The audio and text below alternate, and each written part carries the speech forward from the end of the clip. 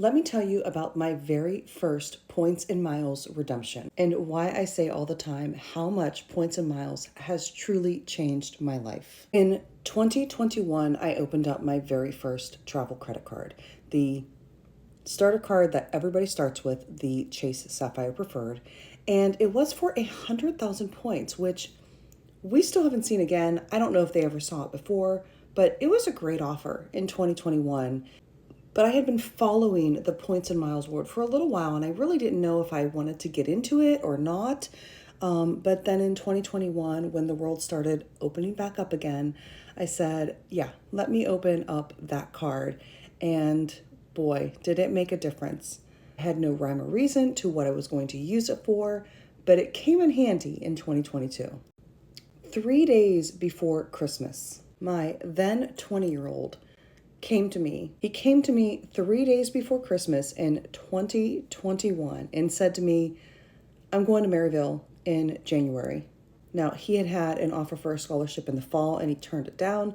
And then he comes to me 3 days before Christmas and says to me that he's going to Maryville and that he can leave as early as January 2nd. I have 10 days notice. No joke. 10 days notice that he's leaving for another state 9.5 hours away in 10 days. It was a full ride scholarship for his esports, and I couldn't have him turn it down. So after processing and planning and figuring out all the logistics for him that we needed to do, I needed to plan where we were going to stay. I had never used points and miles. I knew I had this 100,000 points and I needed to use them at some point in time. I had never done anything with points and miles at this point in time yet. And I'm still very new in this space at that time, obviously. So I go into the portal and I look for hotels in St. Louis. And we found the Marriott Hotel downtown St. Louis. And we booked that one for 4 nights, all on points. Looking back, I think it would have been about $250 a night. So it would have been about $1,000 cash.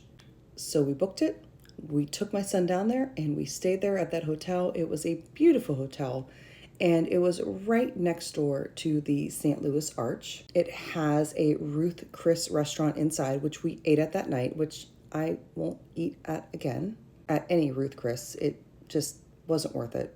And we did what we needed to do there that week. We got him enrolled, we got him started at the university, we got him prepped and met with his coaches and the team and got him moved in.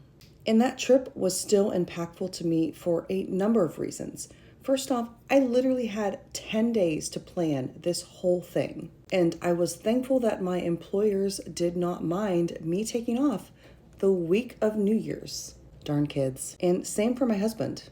But I was able to plan that whole trip and have a little bit of peace of mind knowing that I did not have to pay for that hotel.